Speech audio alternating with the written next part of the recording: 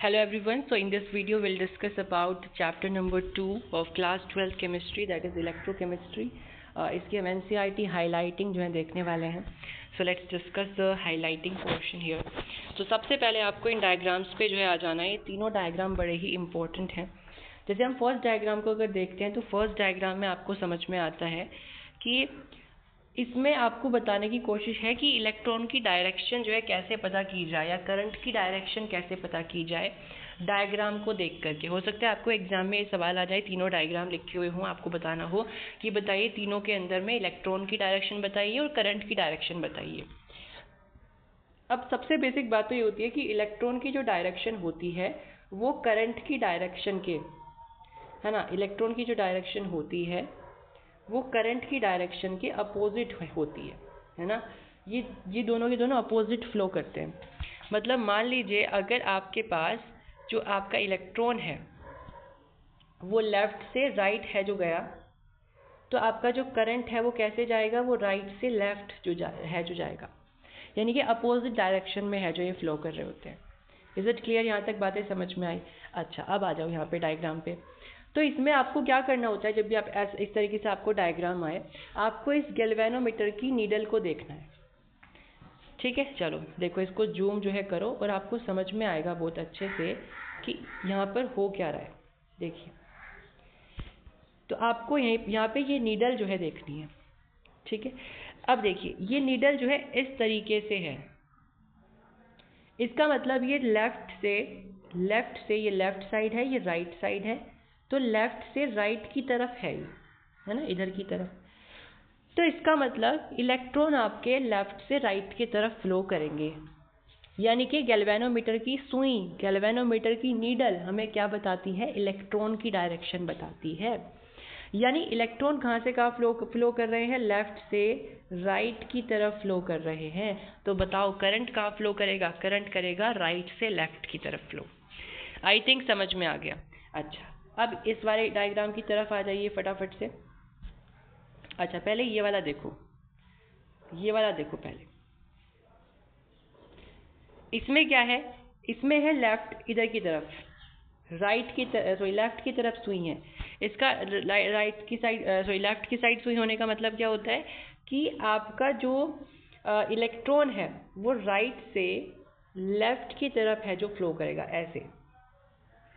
और अगर electron right से लेफ्ट की तरफ, मतलब एनोड से कैथोड की तरफ जा रहा है ना, एनोड से कैथोड की तरफ, तो इसका मतलब है कि आपका जो करंट है वो कैथोड से एनोड की तरफ जाएगा. सिंपल सी बात है. अब आ जाइए इस वाले डायग्राम की तरफ. अब यहाँ पे अगर ध्यान से ऑब्जर्व करो तो आपकी जो नीडल है वो बिल्कुल सीधी है, स्ट्रेट. ना तो वो इधर की तरफ डेविएशन है, ना इसकी ना इधर की तरफ डेविएशन है, बिल्कुल स्ट्रेट है ना. तो ऐसे में ना तो आपका इलेक्ट्रॉन लेफ्ट से राइट जाएगा और ना ही राइट से लेफ्ट जाएगा, तो इलेक्ट्रॉन कहीं फ्लो ही नहीं करेगा. और अगर इलेक्ट्रॉन फ्लो नहीं करेगा तो करंट भी फ्लो नहीं करेगा. क्यों? क्योंकि हमें पता है कि करंट क्या होता है, करंट होता है इलेक्ट्रॉन के फ्लो का रेट, है ना. कितने रेट से इलेक्ट्रॉन या चार्ज फ्लो करते हैं. भाई इलेक्ट्रॉन भी क्या है, चार्ज है.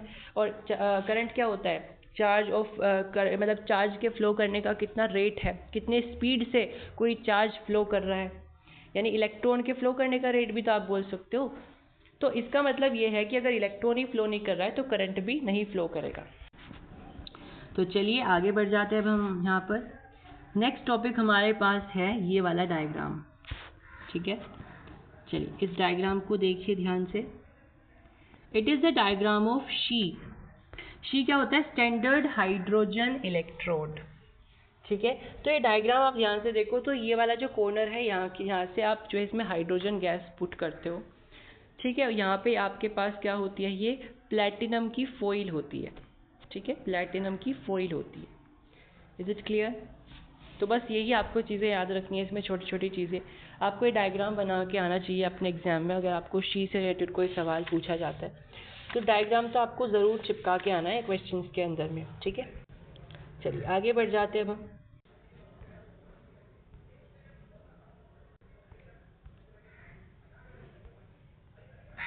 आगे बढ़ते हैं. here we go, we are having the topic of measurement of the conductivity. ये है हमारे पास टॉपिक, ठीक है. here we go. तो देखिए, इसमें बहुत ही इंपॉर्टेंट बातें हैं जिसके एग्जाम में सवाल पूछे जाते हैं. क्या है चीज़ें इंपॉर्टेंट यहाँ से?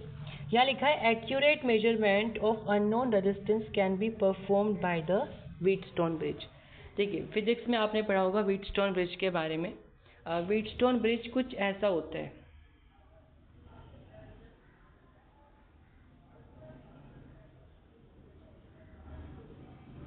इस तरीके से होता है ना. यहाँ पे गैल्वेनोमीटर लगा रहता है, वो बेसिकली उसके पास नेग्लिजिबल करंट होता है व्हीटस्टोन ब्रिज के कंसेप्ट में, क्योंकि एक दूसरे को बैलेंस करता है. यहाँ पर जो है कोई भी करंट नहीं फ्लो करता गैल्वेनोमीटर में.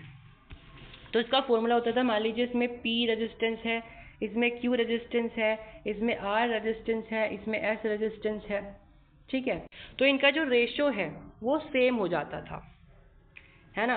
यानी कि P अपॉन में Q is equal to, sorry यहाँ पे हो गया गलत, P अपॉन में R is equal to the Q upon में S. तो ये फॉर्मूला है जो आपको यहाँ पे काम में आता था. तो इसमें अगर आपको 3 रेजिस्टेंस की वैल्यू पता है तो आप तीसरे निकाल सकते थे, है ना. फॉर एग्जांपल आपको P की वैल्यू पता है, आपको जो है Q की वैल्यू पता है और आपको R की वैल्यू पता है, तो आप डेफिनेटली S की वैल्यू निकाल सकते हो, है ना, मल्टीप्लाई करके. तो यही है.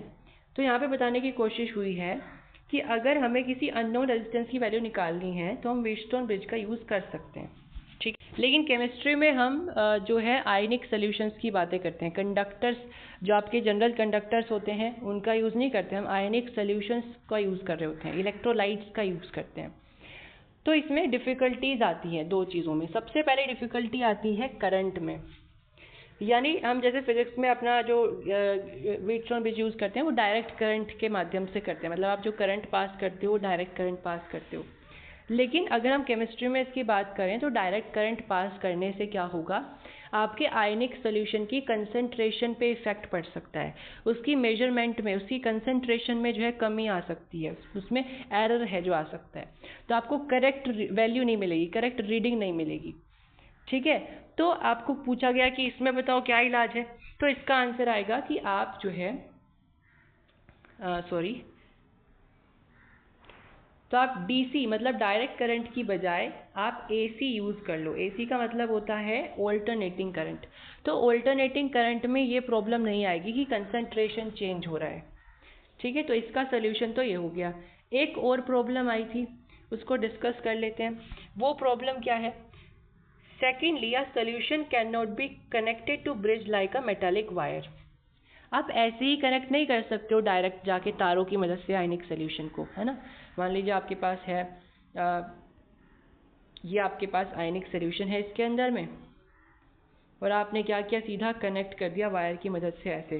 तो इस तरीके से डायरेक्ट कनेक्ट नहीं कर सकते हो, आपको एक सेटअप बनाना पड़ेगा, ठीक है. तो उसके लिए यहाँ पर क्या सॉल्यूशन निकाला गया, कंडक्टिविटी सेल का. देखिए, यहाँ पर आपको कंडक्टिविटी सेल के एग्जांपल्स दिए गए हैं. इस तरीके से एक ट्यूब होती है जिसके अंदर आप कंसंट्रेशन फिल कर रहे हो. देखो, ये कंसंट्रेशन है इसकी आयनिक सॉल्यूशन की, और इस तरीके से आप वायर को कनेक्ट कर रहे हो. तो आप डायरेक्ट कनेक्ट नहीं कर रहे. देखो, समझ में आई बात. तो डायरेक्ट नहीं कनेक्ट कर सकते क्योंकि इसमें रीडिंग में एरर आ सकते हैं. तो ये दोनों ही क्वेश्चन बड़े इंपॉर्टेंट है, बोर्ड एग्जाम में पूछे जाते हैं कि बताइए आप जो है डायरेक्ट करंट का यूज़ क्यों नहीं कर सकते हो, ठीक है. तो आप क्यों नहीं कर सकते, क्योंकि आप यहाँ पे क्या होती है, कंसंट्रेशन में एरर आ सकता है. तो आप क्या यूज़ करोगे, AC यूज़ करोगे. इसी तरीके से आप डायरेक्ट जो है सेटअप नहीं बना सकते, डायरेक्ट कनेक्ट नहीं कर सकते उनको आयनिक सॉल्यूशंस को वायर से. तो आपको कंडक्टिविटी सेल का जो है यूज़ करना पड़ेगा, ठीक है. तो अब हम बिल्कुल लास्ट पे आएंगे चैप्टर के. इसमें लास्ट में ही है जो इम्पोर्टेंट चीज़ें हैं. आप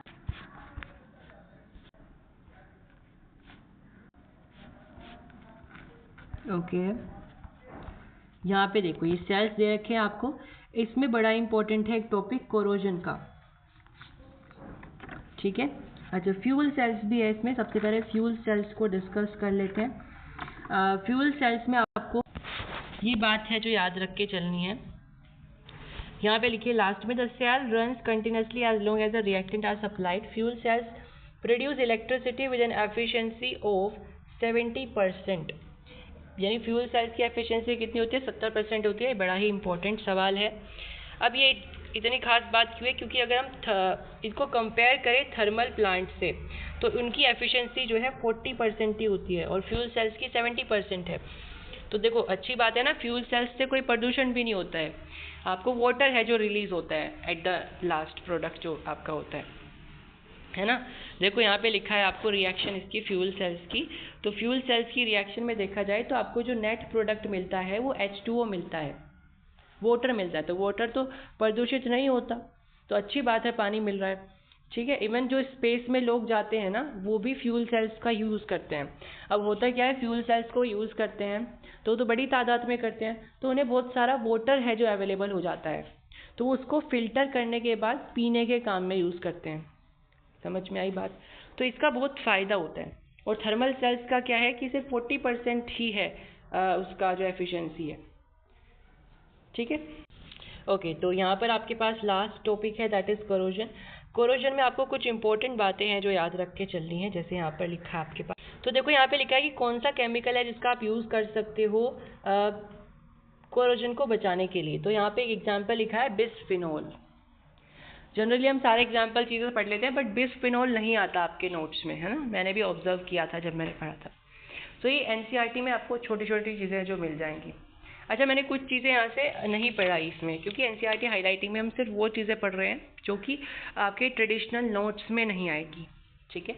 तो आपको सिर्फ एनसीईआरटी से ही जो चीज़ें हैं जो आपको मिल सकती है वो, है ना। जब हम लेक्चर्स आपके जब लेक्चर्स अपलोड होंगे तो आपको सारा डिटेल लेक्चर मिलेगा, उसमें आपको हम सब कुछ है रीड कराने वाले हैं, पढ़ाने वाले हैं। फिलहाल जो है हम इस चैप्टर में, इस लेक्चर में बेसिकली उन चीज़ों को डिस्कस कर रहे हैं जो आमतौर पे आपके लेक्चर्स में नहीं पढ़ाई जाती, ठीक है। तो दैट इज़ बिस्फिनोल।